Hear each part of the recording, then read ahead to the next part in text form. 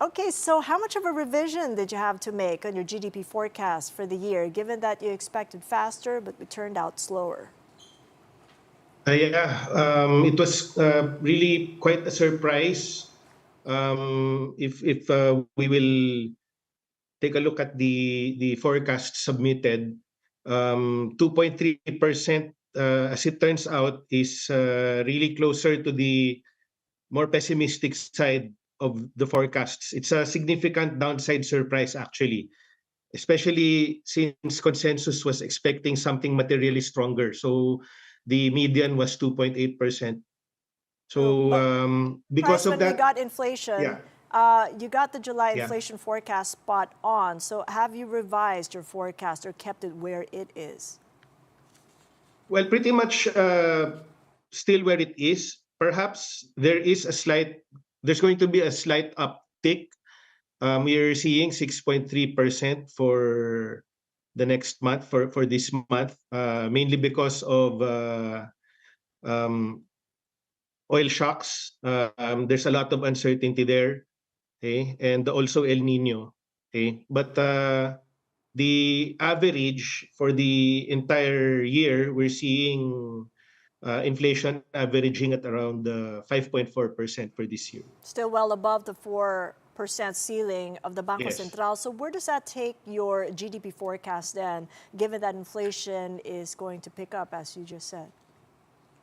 Well, yes, we had to, of course, do an adjustment, and it's really going to be a downgrade. We were expecting actually for the entire year that we'd average 4%.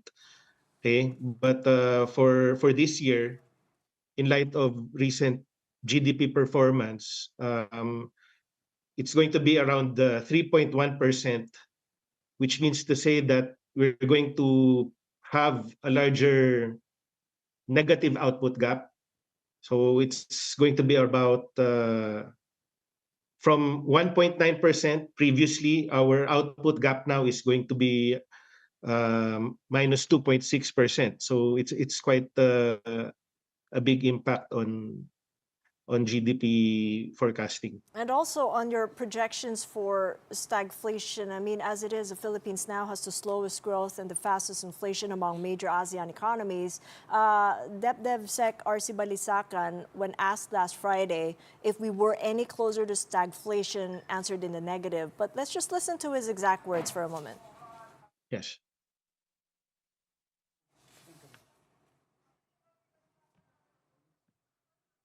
I don't think so. We are seeing now some positive developments moving us out of the situation of the low growth.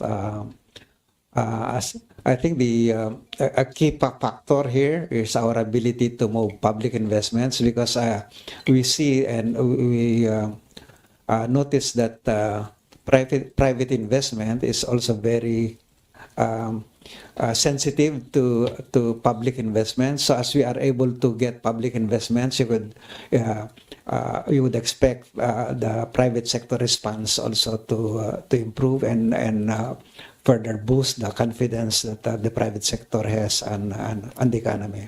So I don't think that we are at that stage.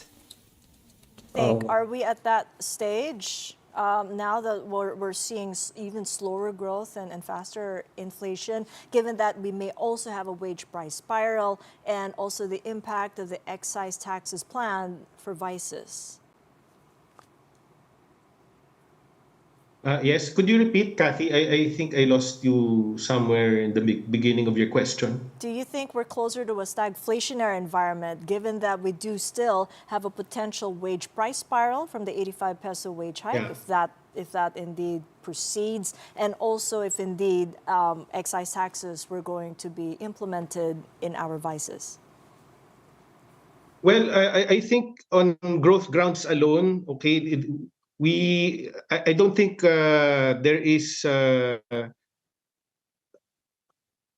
agree with the SecRC that maybe we're still not yet there, but of course there is a risk still. Okay, it's going to be again a delicate balancing act because on growth grounds alone, okay, we probably would have a stronger case for the central bank to ease, but it's currently balancing two competing objectives. Okay, so on the one hand, we have growth that has weakened sharply, so this probably would be a good argument to lower policy rates to support investment and consumption.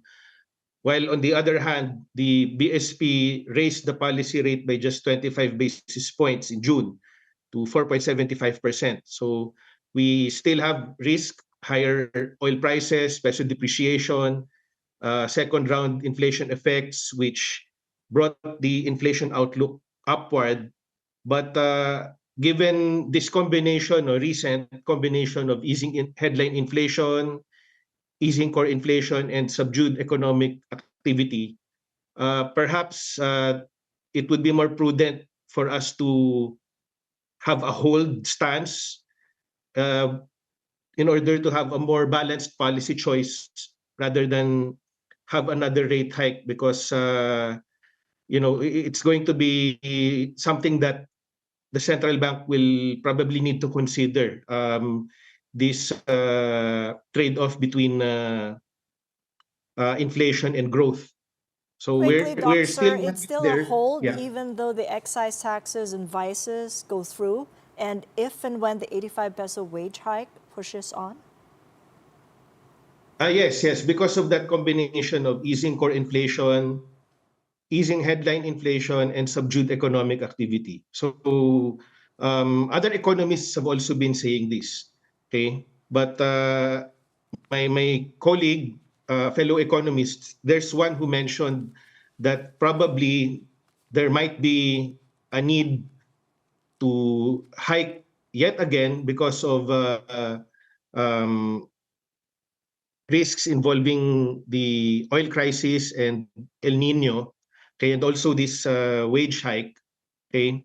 But if we are going to do so, okay, although other economists like myself have mentioned having a hold stance, okay, if we're going to do tightening, if the BSP deems it wise to do tightening still, okay, perhaps it ought to be calibrated at 25 basis points.